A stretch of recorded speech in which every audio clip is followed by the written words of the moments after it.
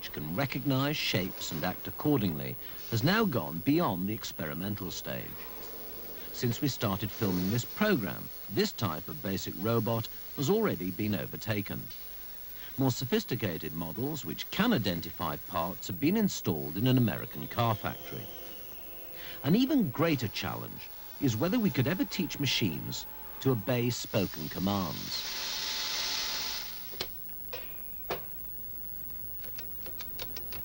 This is the Bell Labs Flight Information System. Please dial your identification number. In a limited way, machines are already being programmed to recognize the human voice. Please state your flight destination. San Francisco. San Francisco. From which airport are you planning to depart? Newark. Newark. The following flights are available from Newark to San Francisco from 8 a.m. to 12 noon. But we are years away before these will be reliable enough to come into general use. After all, this is supposed to reject sounds it doesn't recognize. On what day of the week are you planning to depart to San Francisco?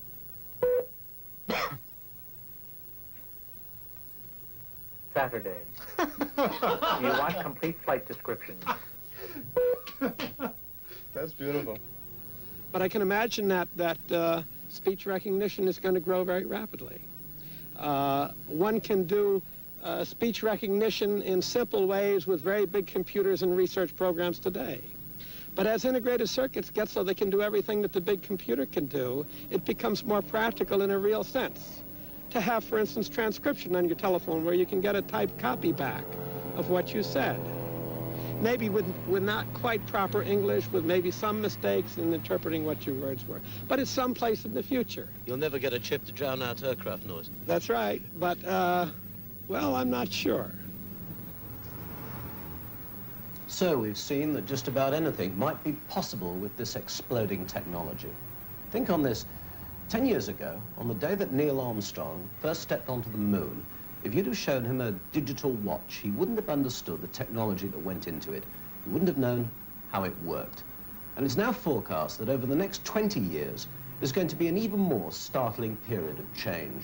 We're moving now, or in the early part of the 21st century at any rate, into a stage of benevolent slavery, where people will ride on the backs, instead of on the backs of other people, on the backs of machines.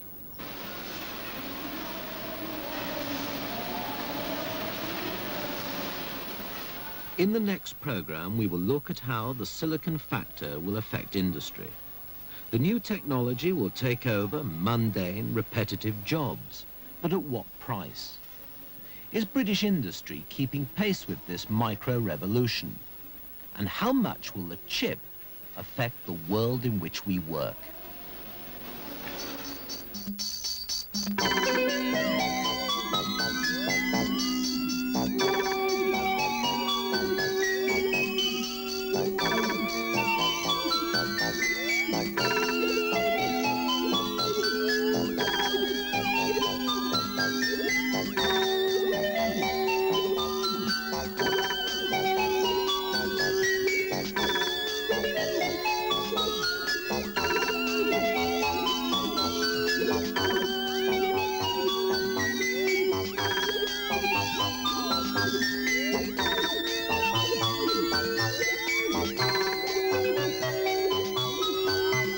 And when she did applaud her, everyone applauded her.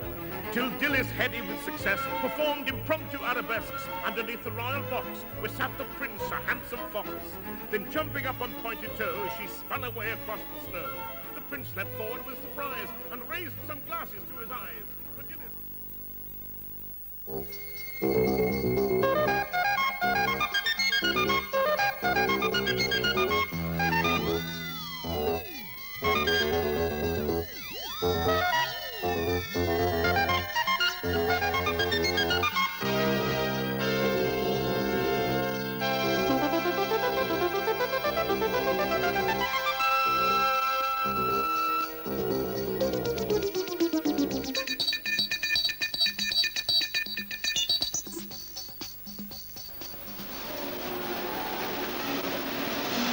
There must be better ways to spend a working life. The concept of human assembly lines created mass production. But what kind of fulfillment can there be for human beings mechanically repeating the same movements over and over again? Soon, however, jobs like this may have to be a thing of the past. This fluorescent light factory in Holland is owned by Philips, the giant multinational company. And in the past few years, the shape of their production lines has been changing. This line was put in 25 years ago, and they still keep it going for a few specialist lamps. Lamps that are expensive because people are expensive. But 8 years ago, this more productive, more mechanized process was introduced for the more popular lamps. About 15 men supervise it, and working flat out, it makes about 2,000 lamps an hour.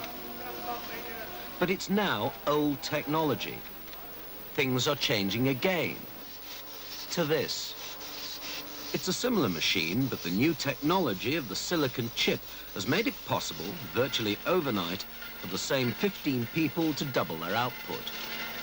At 4,000 an hour, it's so fast that the men on their own couldn't keep pace with it.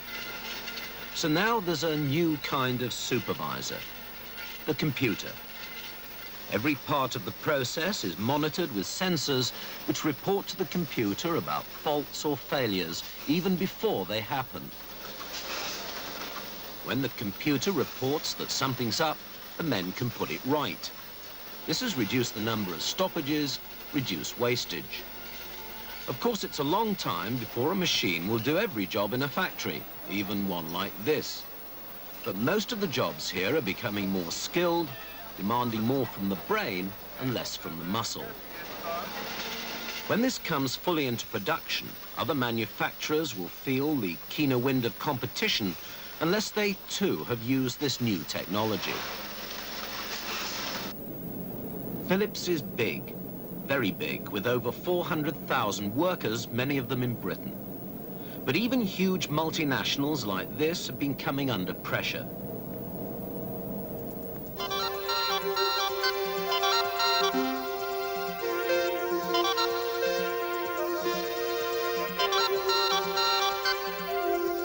Philips is in the electronics business, so are the Japanese.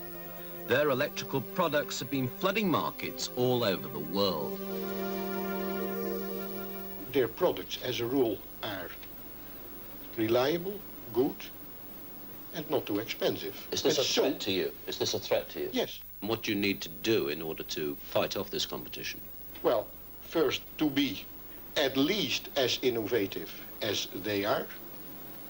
And also, it's not sufficient to have this information in your laboratory to bring it rapidly to the market. And in order to bring it rapidly to the market, you have to use efficient manufacturing means. You should not be afraid of mechanization or of investing in more sophisticated machinery in order to make your manufacturing process as competitive as possible. For that's the thing they are doing. Even in Eindhoven, Philips's hometown, employment has been falling. New technology, introduced to keep the company competitive, has been the cause. If it's not to go on falling, the company must look to new markets or new products.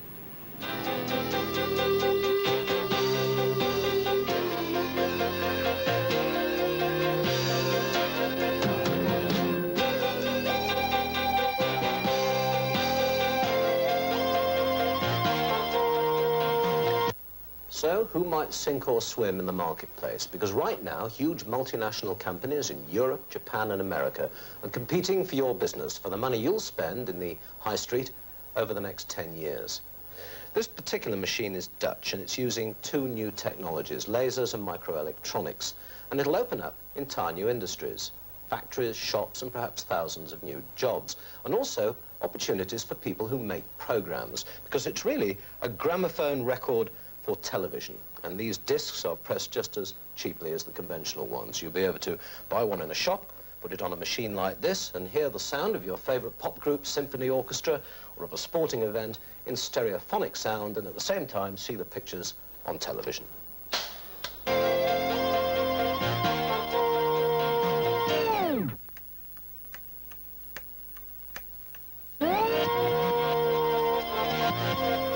The laser fires a tiny beam of light at information stamped as dots on the disc.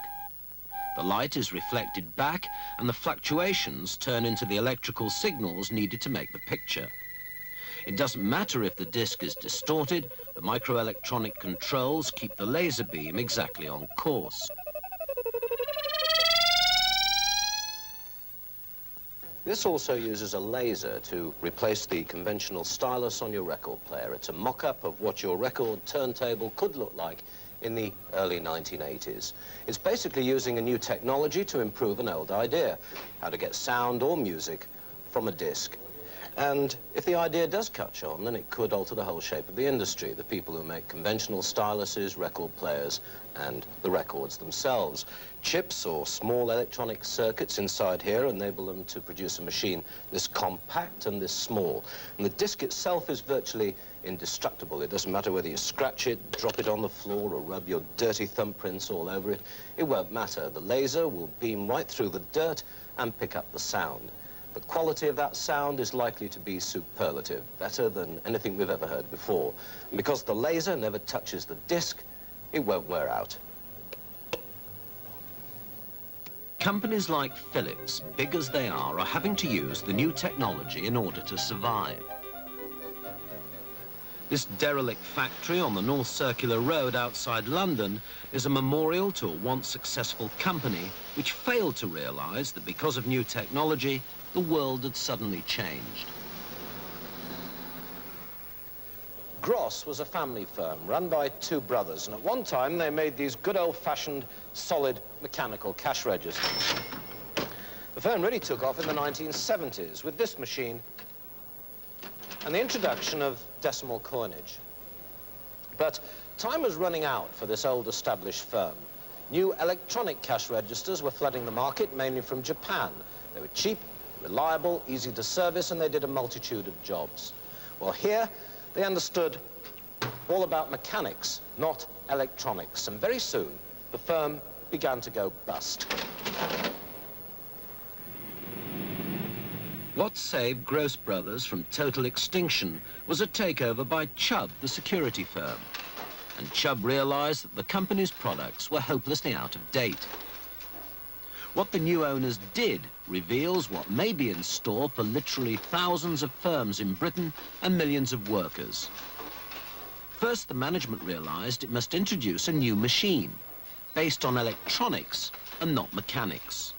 It was the only way to keep the firm alive. Quite simply, we would have become more and more uncompetitive and we would have gone out of business. We had no other option but to either compete on those terms or to leave the business. Now, we are not prepared to do